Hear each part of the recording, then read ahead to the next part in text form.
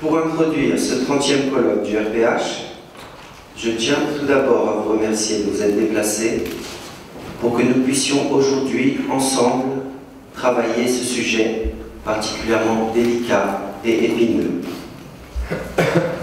En effet, un peu moins d'un siècle après la découverte freudienne de la pulsion de mort, il semble non seulement que la haine soit toujours autant marquée du sceau du tabou, mais surtout que son ignorance continue d'entretenir ses effets les plus délétères. Si peut-être communément admis qu'un petit enfant puisse vouloir frapper son camarade pour s'emparer de son jouet, ou encore qu'il souhaite ouvertement la mort de son frère de lait, pourquoi ces mêmes désirs chez les adultes sont-ils toujours autant refoulés, jugés, ignorés? Je demandais récemment à des personnes de mon entourage si elles pouvaient parfois ressentir de la haine. Et je fus étonné de voir à quel point j'avais provoqué par ma question autant de défense et d'indignation. L'une d'entre elles me dit même qu'elle pensait que la haine était l'apanage de celles et ceux qui fréquentent le cabinet des psychanalystes.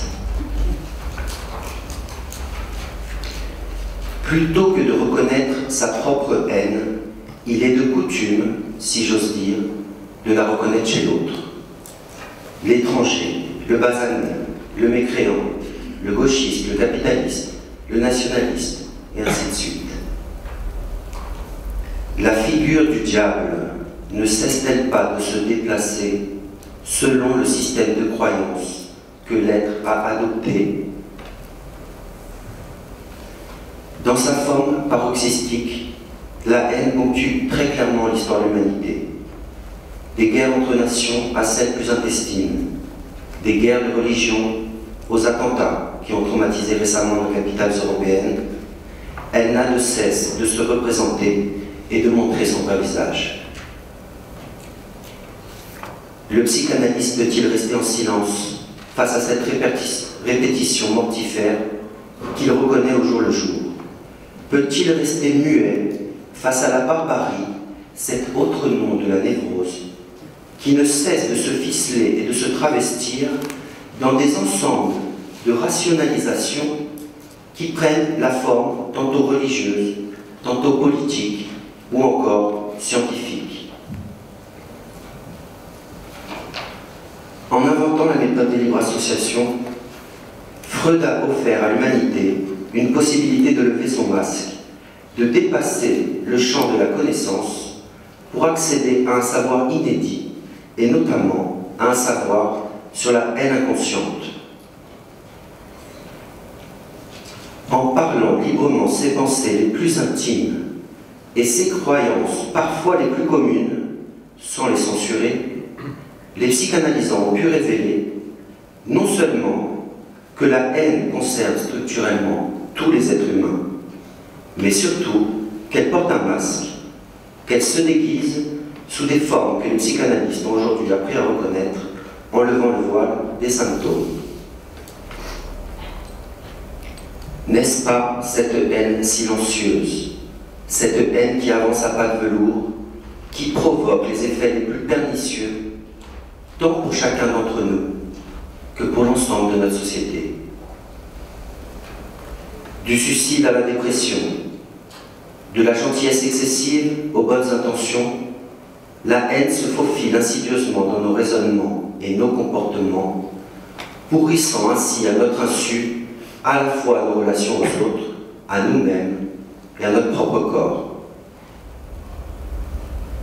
C'est justement parce que cette haine reste voilée, couvée dans le cocon de l'ignorance, qu'elle continue de se disséminer silencieusement. Au-delà de la souffrance individuelle, nous pouvons également y déceler ses ravages dans de nombreux champs dont on peut remarquer qu'ils sont contaminés. La politique, la médecine, la psychologie et même le champ psychanalytique. En ce qui concerne la santé, et a fortiori la santé mentale, comment ne pas repérer les effets dévastateurs de cette méconnaissance de la haine inconsciente. Cette façon de considérer l'être humain dans son versant purement biologique, sans prendre en compte son organisation psychique, son histoire, son désir inconscient, n'est-ce pas l'un des effets larvés de Thanatos? Cette saturation automatique de la demande du patient par des réponses moléculaires ou suggestives, n'est-ce pas une façon de nier le désir de son semblable? Sous couvert d'une scientificité spécieuse, n'y a-t-il pas ici une façon de considérer son prochain comme un pur et simple objet? La duperie est même sensible dans l'utilisation objective du terme de sujet dans le cadre d'un protocole ou d'une expérience, où l'être humain est comparé avec son frère et sa sœur comme une marchandise peut l'être avec une autre. De même, cet objectivisme pathologique qui corrompt la psychiatrie actuelle, au point de la rendre complice de la férocité avide et destructrice des laboratoires pharmaceutiques, n'est-ce pas la trace de cette haine inconsciente qui pervertit tant l'éthique que le raisonnement des gens même les plus cultivés? Mais l'enfer est bel et bien pavé de bonnes intentions, et la supercherie est particulièrement difficile à démaquiller. C'est certainement la découverte de la névrose obsessionnelle qui illustre le mieux cette mystification, cette mascarade généralisée qui fait le jeu de la comédie humaine. En effet, la façon exemplaire dont la névrose obsessionnelle est organisée et structurée pour couvrir la haine est d'un enseignement précieux pour illustrer le propos qui nous réunit aujourd'hui.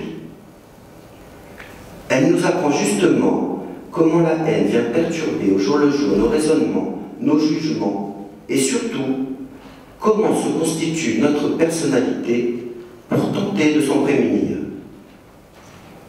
De la circonspection à la rigidité, de la soumission à la résignation, de la probité à l'obséquiosité, de l'obligeance au dévouement, de la complaisance à l'abnégation, ou encore de l'altruisme à la compassion. La liste est longue qui compose ces vernis de l'ego qui viennent endiguer les flots de cette haine qui ne dit pas son nom. Cette découverte, pour le moins subversive de la névrose obsessionnelle, est à mon avis la plus grande blessure que Freud a infligée au narcissisme humain. Et ce sont ces effets de sabotage insidieux qui se font ressentir dans cette destruction savamment organisée de l'espèce humaine et de la planète qui la supporte. Quand nos dirigeants abandonnent leur éthique devant l'autel d'une férocité, d'une avidité obscène, et se gargarisent de faire des compromis, de ménager la chair et le chou, se rendent-ils compte que la formation de compromis est l'autre nom du symptôme psychique? Avons-nous tiré aujourd'hui les enseignements de cette démystification? Il me semble que la disparition de la névrose obsessionnelle du DSM est assez éloquente et que ce manuel, qui est à mon avis un symptôme obsessionnel à part entière, est assez représentatif de cette force d'inertie et de destruction que Freud a su découvrir sous la forme de la pulsion de mort. Pour Simone de Beauvoir, le principal flot de l'humanité n'est pas l'ignorance, mais le refus de savoir. Au regard des répétitions chaotiques qui scandent l'histoire de nos civilisations, ne pouvons-nous pas d'ores et déjà préciser que le refus de savoir sur la haine est le principal fléau de l'humanité? Comment les psychanalystes opèrent-ils avec cette haine qui pousse l'être à détruire l'autre et bien sûr à saboter sa propre cure? Comment l'être humain peut-il faire autrement avec ce sentiment destructeur qui le constitue? Pour tenter d'y voir aujourd'hui un peu plus clair, je laisse la parole à mes confrères et consoeurs qui ont la chance ou la malchance de recevoir au jour le jour la parole de celles et ceux qui désirent savoir sur eux-mêmes, qui ont le courage de lever le voile pour affronter cet étranger, cet autre en nous, qui avance masqué, mais qui n'en est pas moins au cœur même de notre humanité.